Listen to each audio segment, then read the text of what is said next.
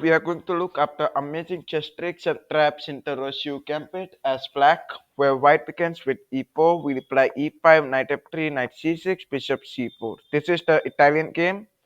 We stun the opponent by playing f5, where we almost open our king diagonal such that it creates a hurdle for us, since it is easy for white to counterattack our king. Over here, let us consider if white plays knight c3. Now over here, if knight c3 comes, then we may take the pawn attacking the knight, and at last, if white takes, then we may begin with d5, creating a double attack, and that would be an easy win for you. Going back, in this position we discussed for knight c3, if white takes the pawn, then we may consider e4, attacking the knight. This knight is cannot come over here since the queen is controlling it, and this knight cannot come over here since this knight is controlling. So we may consider that the best move is to take the knight back, but queen comes to e2. Many of you may say this. Why? Because we may not take since that's a check. So we may play queen e7, removing this tactic, where in the next move we may take the knight. So knight goes back. Now we develop the knight to f6. The main importance of this move is that queen cannot come over here. Otherwise, the bishop creating control on this square and the queen coming to x5 attacking the king would be an extreme idea for white. It would be easy for white to counterattack if you will not play knight to f6. Over here, the most possible move that many of the players play is e3.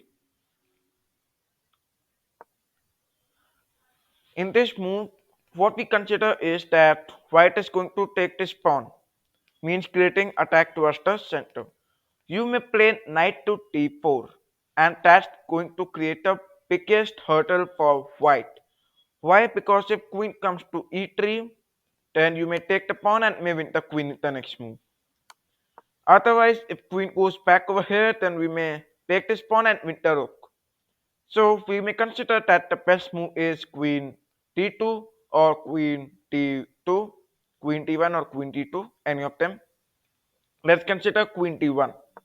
If queen d1, we may sacrifice the knight.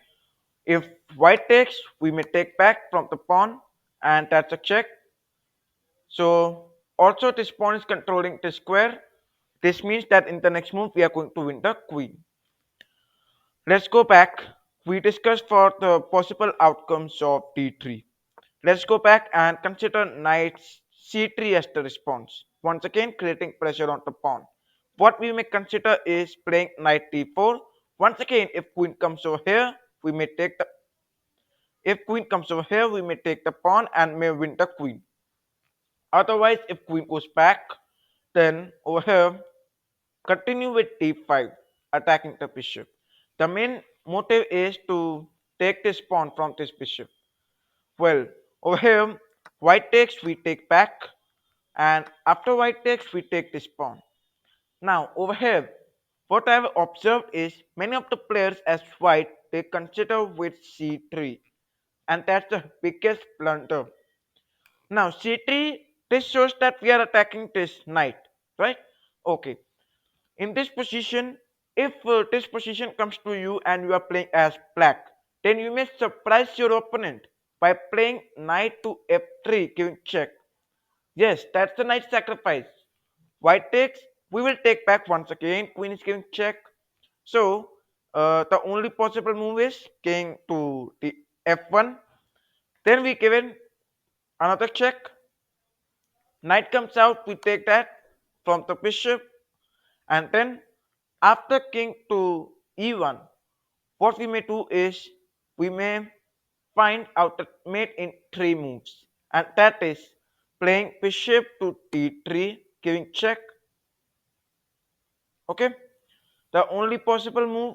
Okay, we can consider bishop e4 also. Okay, bishop e4, we may take this, and once again only possible response queen e2. Don't take it from the pawn or bishop, just take it from the queen, and that's the mate.